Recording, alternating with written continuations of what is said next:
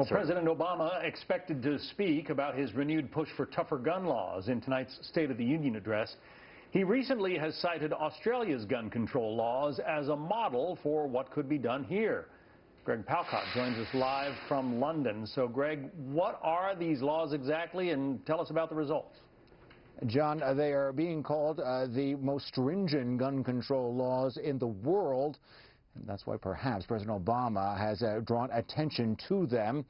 They were triggered literally by a mass shooting in the Australian resort town of Port Arthur in 1996, in which 35 people were killed.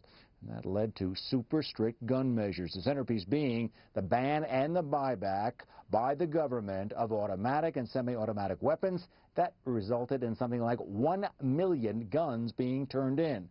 A main force behind the law, then Deputy Prime Minister Tim Fischer. He told us at the time he was hanged in effigy. But right now, it was all worth it. Take a listen. We may have massacres in the future. You can't rule that out. But the benefits are zero gun massacres for the first 20 years after 1996. Fischer is a gun owner himself, a Vietnam veteran, a conservative politician, not quite the profile of a gun law advocate. John. The question I suppose a lot of people have is, could this kind of thing work in the U.S.?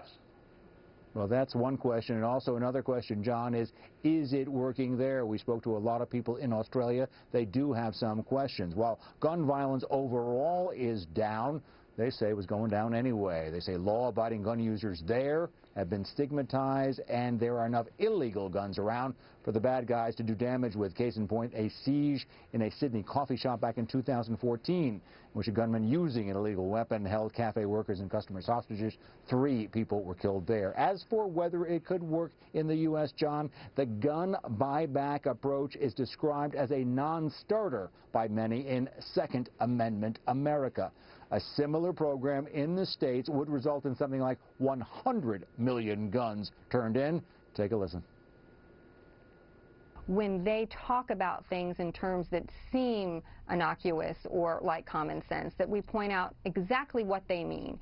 And when they talk about an Australia program, they're not talking about a voluntary gun buyback. They're talking about a massive gun ban and confiscation of guns.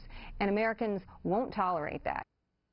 Presidential hopeful Hillary Clinton has also spoken admiringly about the Australian gun laws. The NRA also has her in their sights. Back to you, John.